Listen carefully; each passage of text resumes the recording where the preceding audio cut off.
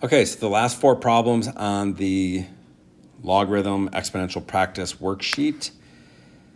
So number 13, we're going to do the squishing together property again. So I'm going to put these two together by multiplying. So I have one logarithm, and it's going to be x times 15.5.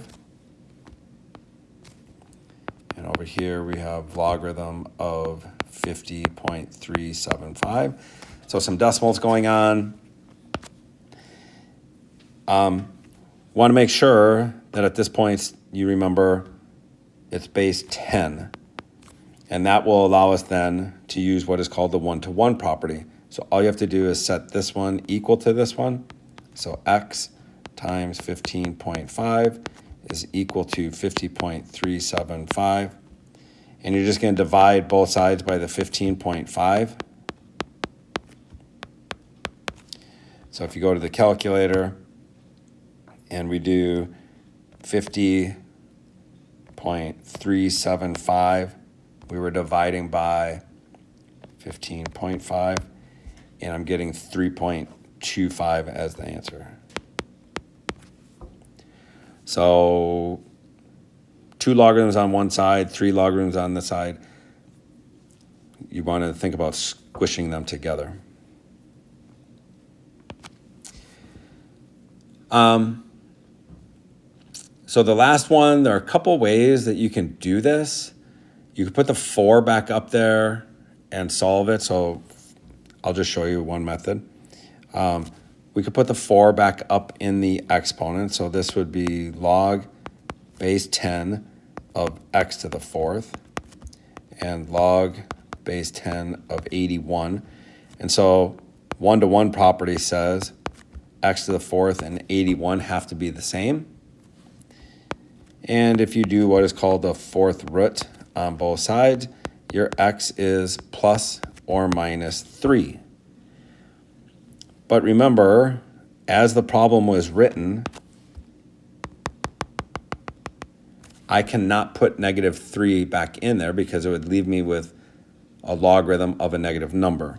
So negative 3 and 3 are the answers. Negative 3 doesn't work.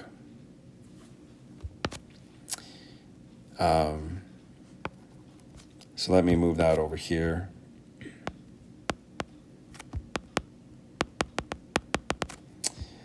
Another way to do this problem is we could have just divided both sides by 4, and now we'll have log base 10 of x.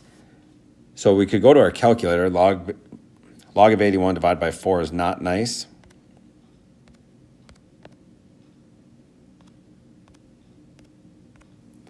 About 0.477, so I'm just going to write that down, 0.477. And now what happens if I rewrite it? I would go 10 to the 0.477 power is equal to x. And let's see what happens. So 10, if I raise it to the 0.477, notice it's not quite 3, but we know it's 3. But if you do 10 and you raise it and go grab the whole decimal, then it will turn out to be 3 as well. So when I do some of these problems, sometimes I only write the partial answer down and then use the full decimal on my calculator. All right, number 15.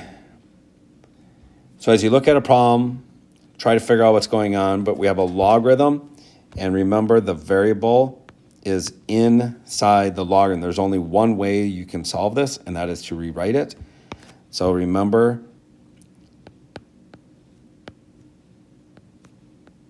ln means log base e. So sometimes I'll just put a little e under there, and so that is my base.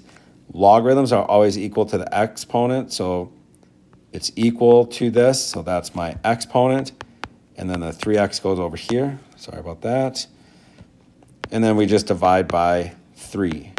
Now, we have not done anything, so that's an exact value when it's written like that, but let's go use our calculator.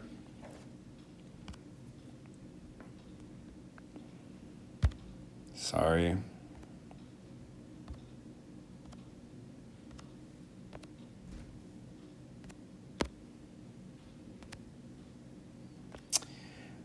So we had e, and I like to go second ln to put e because it'll put the exponent, or put the calculator up in the exponent now, and it's negative 0.5003. So we had that, and then we divided by 3. So I'm getting 0.2021.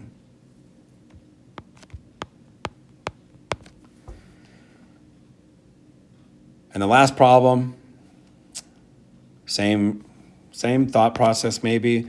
It's a logarithm, but the variable is inside the logarithm, so I have to rewrite it. 2 to the 4th power will be x squared minus 9. Write your base. Logarithm is always equal to the exponent. So this is 16. If I add 9 on both sides, I get x squared is 25. Square root, both sides, I get x equals 5 and negative 5. So this is one of those where students automatically maybe cross off the negative because they've heard me say you can't have a negative in the logarithm. But what happens when you put that negative back in? Negative 5 squared is 25, minus 9 leaves 16 in the parentheses. So both of these answers work.